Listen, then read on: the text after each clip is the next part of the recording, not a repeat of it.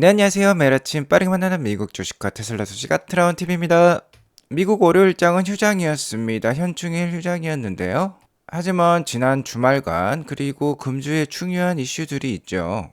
금주는 엔비디아 실적 발표가 있고 주말간에 충격적이게도 BYD가 가격 인하를 한다라고 발표를 했습니다. 정체절명의 그런 순간이 이어지고 있는데 일론 머스크가 이러한 상황에서 워 모드, 전시 모드에 돌입한다라고까지 발표를 하고 있어요.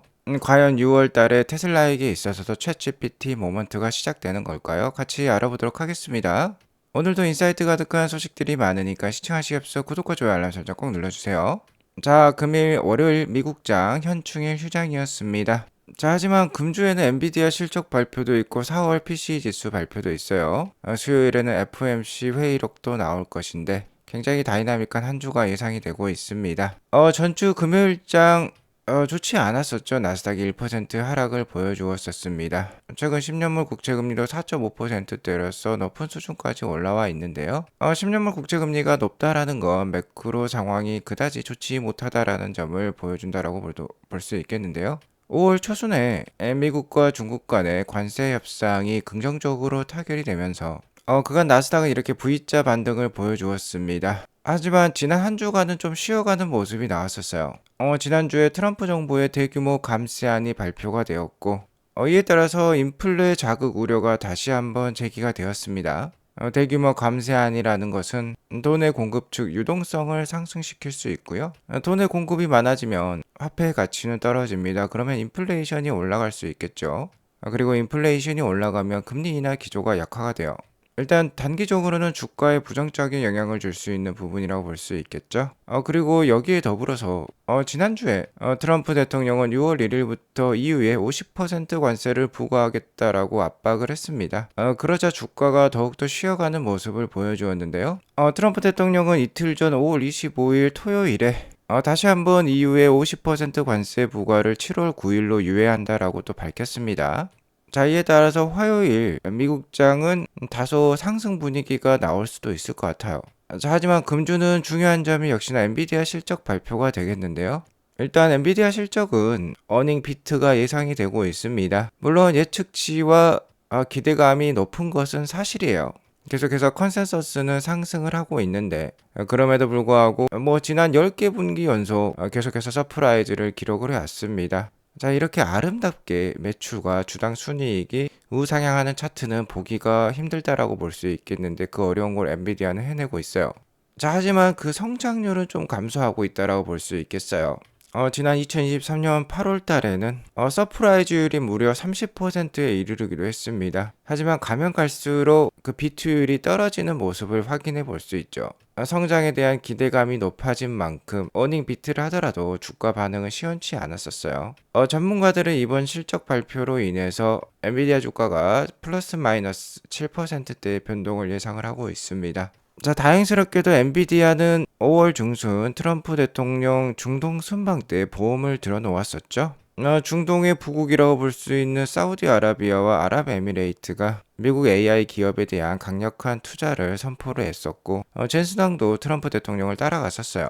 그러면서 많은 세일즈를 유치를 한 것으로 지금 드러나고 있습니다.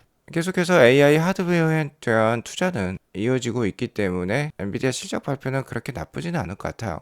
자, 시장이 쉬어감과 동시에 테슬라도 함께 쉬어가고 있는 모습이 나오고 있습니다. 자, 하지만 330불대에서 견고하게 지금 지지 라인을 지켜내고 있는 테슬라인데요. 아무래도 6월 달에 빅 이벤트를 앞두고 있기 때문에 주가가 잘 버티고 있는 것 같습니다. 현재 글로벌 자동차 시장에서나 테슬라에게 있어서나 절체절명의 순간이라고 볼 수 있겠어요. 패러다임이 바뀌고 있는 운명적인 순간을 맞이하고 있습니다. 이러한 환경 속에서 일론 머스크는 이제 백악관을 나와서 테슬라에 올인하는 그러니까 자신의 업무에 올인하는 그러한 전시 모드 재가동을 선포를 하고 있어요. 자, 24시간 일을 하는 모드로 들어갔다. 컨퍼런스 룸과 서버 실과 팩토리 공장에서 잠을 청하면서 업무 초집중 모드에 들어갔다라고 지금 밝히고 있습니다. 여기에 팩토리라고 하면 테슬라 공장을 뜻한다라고 볼 수 있겠는데요. 여기에도 적혀 있죠. I must be super focused on XXAI and 테슬라. 테슬라에게도 초집중을 하고 있다라고 얘기를 하고 있어요. 자, 이는 지난 2017년과 2018년의 일론 머스크의 모습이라고 볼 수 있겠죠. 모델 3 생산을 시작했지만 대량 생산에 있어 심각한 병목 현상이 발생되었었습니다. 머스크는 이 시기를 생산 지옥으로 묘사를 했었는데요. 생산 라인의 자동화 문제, 배터리 생산 지연, 그리고 공급망 문제 등으로 극심한 스트레스를 겪었을 때예요. 자, 하지만 때가 때인 만큼 지금 테슬라 공장에서 숙식을 해결하면서 새로운 기술의 출시를 맞이하겠다라는 점이 되겠습니다. 자, 일론 머스크의 이 존시 모드 재가동에 대해서 몇몇 사람들은 X와 XAI 기업에 대해서만 슈퍼 포커스드 하고 있다라고 얘기를 하고 있는데요. 일론 머스크가 재확인해 주었어요. 맞다, 나는 24시간 전시 체제로 들어간 것이 맞는데 다른 한 가지도 더 있다. And unsupervised FSD in Austin이라는 표현이 있죠. 이걸 오스틴 비감독 FSD 출시도 있다라고 다시 한번 확인을 해주고 있습니다. 자, 일론 머스크는 2년 전에 이렇게 얘기를 했었어요. CNBC와의 인터뷰에서 테슬라의 챗GPT 모먼이 올 것이다 라고 얘기를 했었는데요. 바로 다음 6월 달부터가 이제 시작이 되겠죠. 갑자기 300만 대, 그 다음에는 500만 대, 그 다음에는 1000만 대가 자율주행을 하게 될 것이라고 합니다. 현재 구글의 웨이모가 1500대 수준의 자율주행차 로보택시를 운영하고 있는데요. 테슬라의 로보택시 규모의 성장 속도는 어마무시하죠. 자, 누가 2위인지조차 모르겠다라고 합니다. 이 시장을 다 먹을 수도 있다라는 그런 함축적인 의미가 있다라고 볼 수 있겠는데, 그만큼 기술과 규모의 경제 달성을 위해서 충분한 역량을 테슬라가 가지고 있기 때문에 그러한 자신감이 나오고 있는 것 같아요.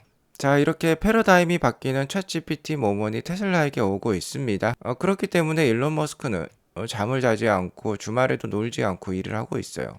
What you doing this long weekend? 자, 현재 현충일 휴일까지 있었던 한 주가 지났는데요. 긴 연휴 동안 무엇을 하냐라고 물어보니까 일론 머스크는 working이라고 표현을 하고 있습니다. 이렇게 일론 머스크가 업무에 초집중하고 있다라는 점이 다른 걸로도 지금 표출이 되고 있어요. 얼마나 현재의 순간이 절체절명의 순간인지 보여주는 게 BYD로부터 소식이 나왔습니다. BYD는 6월 말까지 중국에서 22개 모델의 가격을 최대 35%까지 인하한다라고 밝히면서 월요일장 주가가 8%나 빠져버렸습니다. BYD의 가격 인하 소식은 일단 테슬라에게 있어서도 좀 안 좋은 소식일 수도 있어요. 중국의 가장 강력한 경쟁 업체 중에 하나인 BYD가 가격을 인하했다라고 하면 테슬라에게도 충분히 부정적 영향이 있을 수 있겠습니다. 다만 그 내막을 살펴보면 꼭 그렇지만은 않아요. BYD의 가격 인하는 패러다임의 전환을 보여주고 있다라고 보시면 될 것 같습니다. 메리츠 증권에서 분석한 사항을 말씀을 드리겠는데요. BYD 굉장히 큰 회사죠. BYD 그룹 내에는 총 4개의 자동차 브랜드가 있습니다. 여기 보면 BYD, 덴자, 양왕 같은 브랜드들이 있는데요. 대부분의 판매 포션을 차지하고 있는 것은 BYD 브랜드입니다. 1000만원에서 4000만원 사이를 보이고 있는 중저가 브랜드라고 볼 수 있겠어요. 판매 비중이 이 4개의 브랜드 중에서 95.8%나 차지하고 있으니까 거의 대부분이라고 봐도 무방하죠. 자, 그러니까 BYD 그룹 전체적으로 10에서 34% 가격 인하를 발표했다라고 보시면 되겠습니다. BYD가 이렇게 가격 인하를 하게 된 건 BYD 딜러들이 가지고 있는 재고가 적정 규모의 2배 수준에 도달했다라고 해요. 적정 규모는 2개월 정도의 재고분이 되겠는데 지금 4개월 정도의 재고분에 도달했다라고 합니다. 자, 이제 잘 안 팔리기 시작했다라는 뜻이 되겠어요. 그간 BYD 잘 팔린다고 미디어에서는 칭찬을 굉장히 많이 했는데, 자, 4월 달 들어서 판매 성장률이 뚝 떨어지는 모습이 나왔습니다. 4월 달에 중국 BYD 판매 성장률이 11% 수준을 보여주었는데요. 반면에 BYD보다 자율주행 기술이라든지 소프트웨어 기술이 월등하다고 여겨지는 샤오미라든지 샤오폰과 같은 경우는 무려 945%, 307%의 판매 성장률을 보여주고 있어요. 중국 시장의 새로운 주인공은 이제 스마트카 브랜드라고 합니다. 실제로 BYD 역시 연초 신의 눈이라는 주행보조 시스템 탑재를 예고를 했었죠. 그러면서 레거시 미디어들은 테슬라에게 있어서 큰 악재가 발생했다라고 했지만 저의 방송에서는 신의 눈이라는 기술이 테슬라의 FSD만큼 올라오지도 못했고 자율주행 데이터도 확보하지 못했고, 신의 눈의 그 기술도 1, 2, 3단계로 나누어지는데 가장 좋은 성능을 보이는 게 어쨌든 라이더를 채용을 하면서 원가가 비싸기 때문에 경쟁력이 없을 것이다 라고 했죠. 실제로 컴퓨팅 성능, 그 소프트웨어 성능은 경쟁 업체들보다 훨씬 낮은 수준입니다. 자, 이 BYD의 차량 가격 인하에서 보면 지속 가능하지 못한 기업이라는 게 좀 여겨지고 있어요. 가격 인하만으로는 경쟁력을 확보할 수가 없습니다. 자, 이제 전 세계 모빌리티 시장은 이렇게 세 가지 축으로 나뉘어질 수 있다라고 메리츠증권 얘기를 하고 있는데요. 운전 로봇 시장에 진입한 업체가 그 첫 번째가 되겠습니다. 이미 AI 자율주행 기술과 데이터를 충분히 확보해서 이 시장에 진입한 업체, 가장 강력한 업체는 테슬라를 꼽을 수 있겠죠. 자, 그 다음으로는 완벽한 자율주행 성능을 뽐내지는 못하지만 가격 경쟁력이 있는 업체가 되겠습니다. 이런 업체가 BYD가 될 것 같아요. 그리고 스마트카 개발이 절실하게 요구되는 업체 대부분의 지금 레거시 카메이커라고 볼 수 있겠죠. GM, 포드, 스텔란티스, 현대, 기아도 마찬가지입니다. 어쨌든 지금 전기차에 있어서는 최선진국이 중국이에요. 4월에 있었던 상하이 모터쇼를 보면 이제 전기차라는 구호는 소멸이 되었다라고 합니다. 차량 소비의 중심축이 스마트카로 완전히 전환되고 있음을 알려주고 있어요.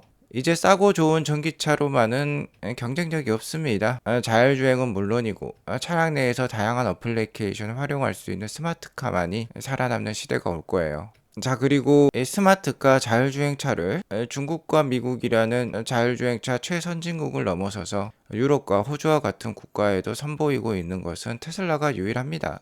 역시 가장 앞서 있는 회사로서 자율주행 기술이라는 것은 안정성을 담보로 한다라고 볼 수 있겠죠. 같은 자율주행 기술이라도 사람들은 최고의 안정성을 보여줄 수 있는 FSD를 택할 수밖에 없습니다. 그러니까 선도업체가 이 시장을 통일할 수도 있다라는 점이 되겠어요. 자율주행 기술이 한 가지의 스탠다드와 통일이 된다라고 하면 가장 안전한 기술로 통일이 될 것이고, 이 통일된 기술을 만들어내는 건 테슬라가 가장 유력하다라고 볼 수 있습니다. 자, 그러니까 일론 머스크가 이렇게 자신감을 내비칠 수 있는 것이 되겠죠. 전에 방송에서도 말씀드렸듯이 테슬라가 로보택시를 100만 대씩 보급할 때마다 저는 테슬라 주가가 최소 250불에서 300불까지 플러스 될 것으로 예상을 하고 있습니다. 최근 네덜란드 암스테르담에서도 테슬라의 FSD가 사용되는 동영상이 공개가 되었었는데요. 유럽에 위치하고 있는 노르웨이에서도 테슬라의 unsupervised FSD가 아니라 슈퍼바이스드죠.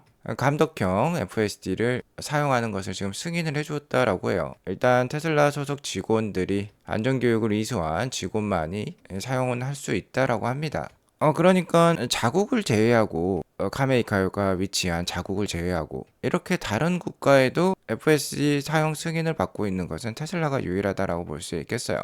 그리고 테슬라는 이 자율주행 자동차만 만드는 것이 아니죠. 자율주행 로보택시를 통해서 만들어낸 FSD 기술을 그 소프트웨어를 옵티머스 로봇에 이식을 하게 되면 그게 바로 스스로 행동하고 일을 하는 휴머노이드 로봇이 되겠습니다. AI 컴퓨팅 파워도 서로 공유를 하고요. 카메라도 공유를 하고 배터리까지 공유를 하면서 규모의 경제를 달성을 하고 있어요. 로보택시가 발전하면 할수록 옵티머스도 더 발전하는 것이고요. 옵티머스가 발전하면 할수록 로보택시도 더 발전을 합니다.